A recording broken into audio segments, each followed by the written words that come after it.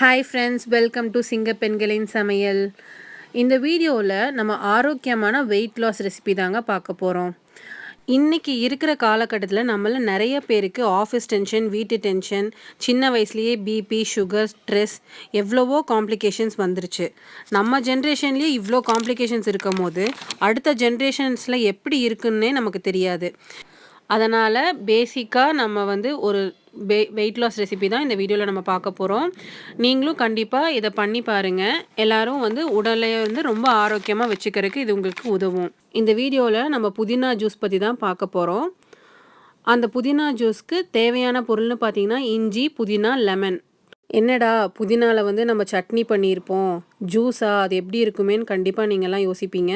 ஆனால் கண்டிப்பாக ட்ரை பண்ணி பாருங்கள், சூப்பராகவே இருக்கும்.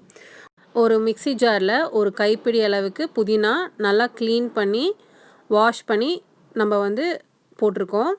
அதுக்கப்புறம் 1.5 லெமனை நல்லா சீட்ஸ்லாம் எடுத்துகிட்டு நல்லா ஸ்க்வீஸ் பண்ணி விட்டுக்குங்க.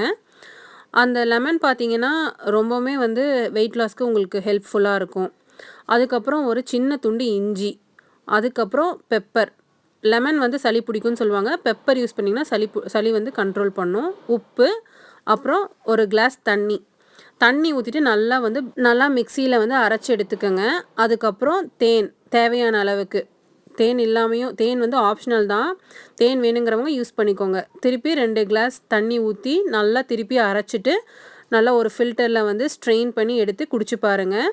கண்டிப்பாக இதை நீங்கள் ட்ரை பண்ணி பாருங்கள். விடாமல் குடிச்சிட்டே வந்தீங்கன்னா கண்டிப்பாக உங்கள் உடல் ரொம்ப ஆரோக்கியமாக இருக்கும். லெமன், ஜிஞ்சர், புதினா எல்லாமே இம்யூனிட்டி இன்க்ரீஸ் பண்ணுங்கள். வெயிட் லாஸ்க்கும் ரொம்பவுமே உங்களுக்கு ஹெல்ப்ஃபுல்லாக இருக்கும். கண்டிப்பாக நீங்கள்லாம் ட்ரை பண்ணி பாருங்கள்.